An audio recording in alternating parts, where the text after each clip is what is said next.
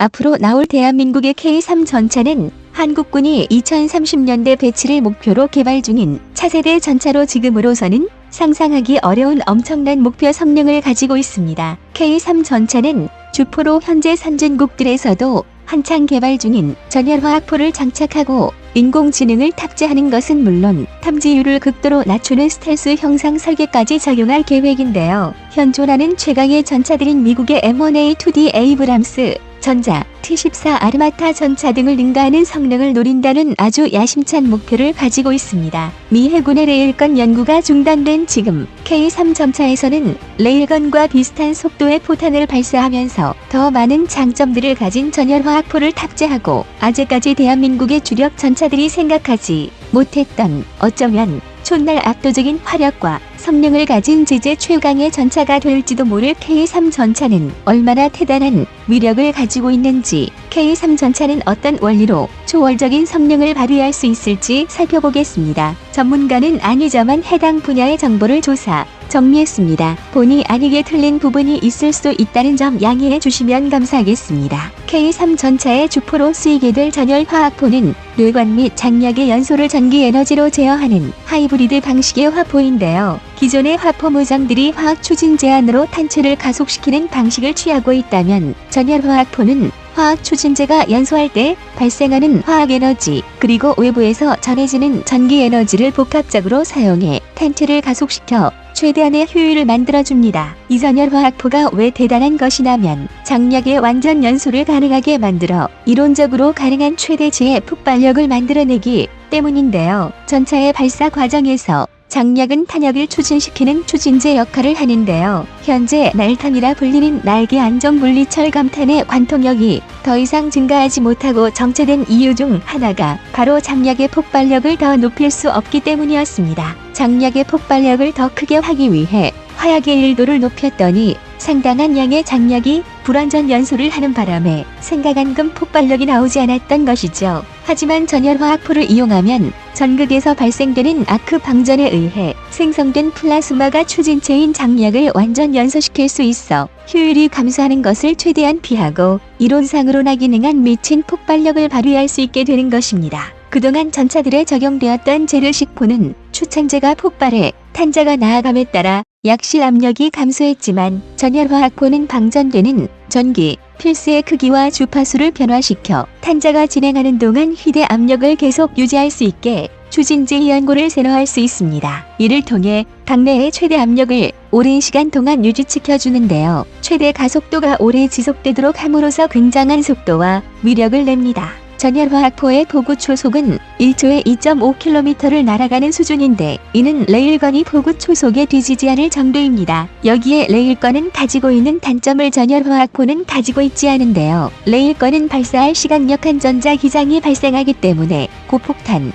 정찰포탄, 유도포탄 등의 사용이 불가능하지만 전열화학포는 기존의 화약 추진을 기반으로 전자기장은 장약 점화에만 사용되기 때문에 여러가지 포탄을 운용할 수 있습니다. 다목적 운용 성능에서 레일건보다 우위에 있다고 할 수 있는데요. 전열화학포는 화학 에너지가 80에서 90% 이상을 이루고 전기 에너지는 10에서 20%만 사용하기에 레일건과 같은 전자포에 비해 전원 장치의 규모를 1월 5일 이하로 줄일 수 있습니다. 기존 화포와 비교했을 때 최대 압력 대 평균 압력 비율이 낮아 부드러운 가속이 가능하다는 장점도 있는데 이능 가속도에 민감한 위험한 포탄을 발사할 때 적합합니다. 또한 계량형 니트로셀룰로스 추진 장약과 같은 둔감 장약을 사용해도 위력을 최대한 발휘할 수 있게 기존의 포탄 발사 방식에 비해 훨씬 안전하다는 장점도 있습니다. 둔감 장약이 아닌 기존의 장약은 장약에 불이 옮겨 붙을 경우 내부가 폭발하거나 불에 휩싸여 전차의 승무원들이 다칠 수 있다는 단점이 있었죠. K3 전차는 이런 문제점들을 해결해 안전하면서도 마하 10 이상이라는 무지막지한 속도와 막강한 위력을 가진 전자기포를 가지게 될 텐데요. 게다가 미사일 운용 능력의 강화를 위해 차체 후방에 수적 발사대인 VLS를 장비하는 것이 어떻겠느냐 하는 제안도 나오고 있습니다. 한정적이었던 기존 주력 전차의 포발사 미사일의 개념에서 한 발 더 나아가 대전차 미사일이나 대공 미사일과 같은 각종 미사일을 좀 더 효율적으로 적재하고 투사하기 위한 아이디어인데요. 이와 동서의 기존 주력 전차에서 적용되었던 류발차 미사일 억세 장바가 검토되고 있습니다. 전열화학포는 기존의 화포에 비교하면 많은 전력을 소모하기 때문에 이를 위한 전원 장치 말고도 고전용 펄스로부터 승무원들과 장비들을 보호해줄 무인 포탑과 같은 설비 또한 필요합니다. 전기 에너지에 의해 고온에 발생할 가능성도 무시할 수 없죠. 이와 같은 문제점들을 해결하기 위해서는 부피가 증가하고 가격 상승 또한 불러오게 될 텐데 이를 어떻게 조율하가 하는 것이 K3 전차의 성패를 판가름할 수도 있을 듯합니다. 전차는 여러 대사 하나의 거대한 집단을 이뤄 전술상의 작은 돌파구를 작전술 차원의 돌파구로 확대시키고 대비가 취약한 적들의 후방을 타격하면 신속하게 포위하기 위해 개발된 병기로도 알려져 있습니다. 하지만 전장의 영역이라는 것이 크게 확대되는 미래의 지상전에서는 효과 중심의 작전 및 신속한 기동전의 양상으로 그 흐름이 바뀌게 될 것을 예측해 볼 수 있는데요. 황에 따라서는 도시, 지역 내에서의 시가전 및 대테러 작전에서도 활약할 수 있어야 한다는 요구 조건이 것으로 분석되고 있습니다. 이 같은 환경에서는 이제까지 예상치 못했던 다양한 불특정 위협 요소가 존재할 가능성이 높기에 이에 대응하기 위해서는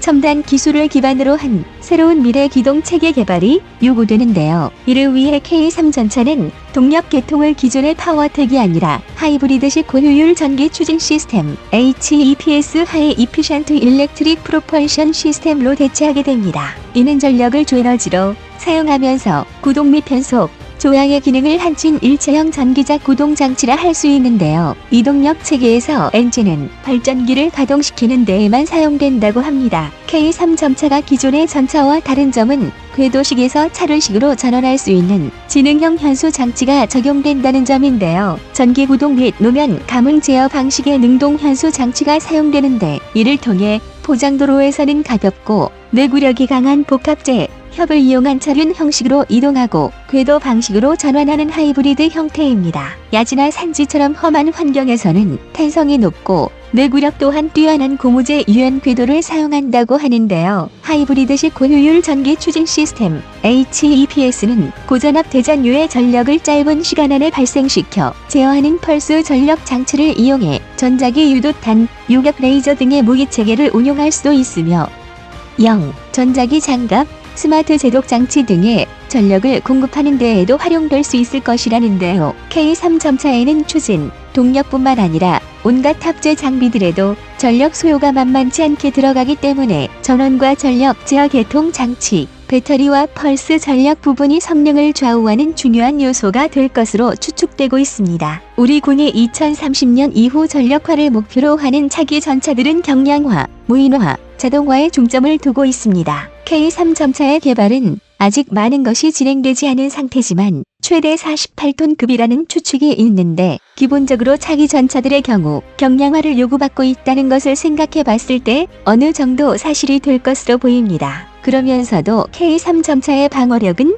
현존하는 주력 전차들보다 동급 이상이어야 한다는 조건이 요구되고 있으며 차체에는 소탈수 설계가 적용되는 것을 개념으로 채택하고 있는데요. K3 전차의 중량은 차후 개량이 진행될 때 플랫폼의 확장 문제까지 고려해봤을 때 48톤급에서 더 어나 X2 전차나 T14 아르마타 전차와 비슷한 50톤급까지 올라갈 가능성이 높은 것으로 추측됩니다.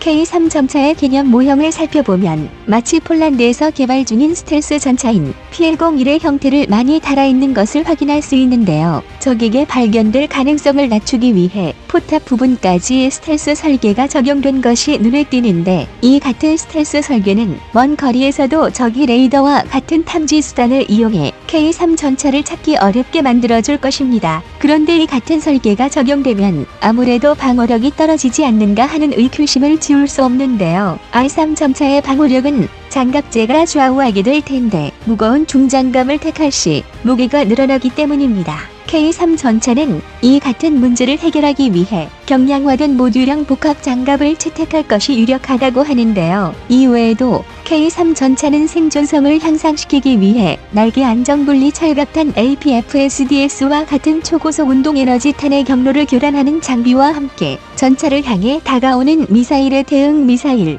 혹은 레이저를 쏘아 요격하는 능동방어 시스템을 갖출 계획입니다. 여기에 전자기 에너지를 이용해 대전차 미사일이나 운동에너지탄을 막아내는 전자기 장갑은 물론 보병들이 들고 다니는 로켓에 관통력을 떨어뜨려 방호 성능을 높여주는 그물망 형태의 전기장갑, 가변형 반응장갑 등을 적용시킬 예정입니다. 적이 화생방 공격이 들어올 경우 아무리 강력한 생존성을 가진 전차라 해도 승무원들이 살아남기 어려울 테니 이 또한 대비하지 않으면 안 됩니다.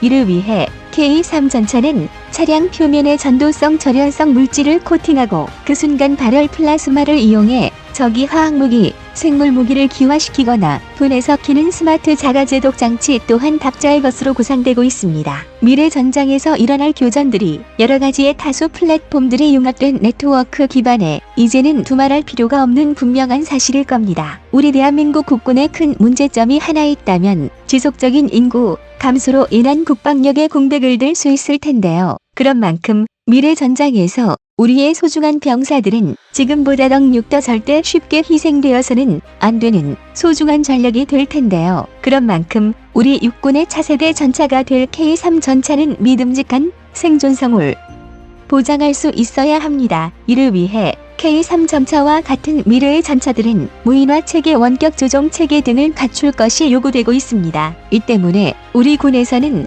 전술 지휘 통제 자동화 체계 커맨드, 컨트롤, 커뮤니케이션 앤드 인텔리전스 C-41을 기반으로 UAV, UGV 무인 전투 차량, 미래 장갑 보병, 항공기 등과 네트워크를 형성하여 협동작전을 수행할 수 있는 체제를 구상하고 있는데요. K3 전차는 네트워크 체계와 연동되어 한 번에 나수의 표적을 향해 좌하고 날아가 동시에 타격할 수 있는 타표적 동시 타격 유토탄 또한 탑재할 계획입니다. 이를 위해 필수로 요구되는 것이 전장에서의 적 통신을 교란하거나 또는 이를 막아내는 전자전 시스템과 같은 다른 구성 요소들의 발전입니다. K3 전차는 승무원석에 고해상도의 3D 외부 영상을 구현하고 시 이를 승무원이 착용하는 헬멧에도 구현시킬 계획입니다. 그런 다음 휴머노이드 기반의 높은 정밀도와 높은 효율을 가진 운용 통제 시스템으로 지휘하게 되는데요. 이렇게 할 경우 승무원은 적이 공격이 가해줄 수 있는 위험한 차체 밖으로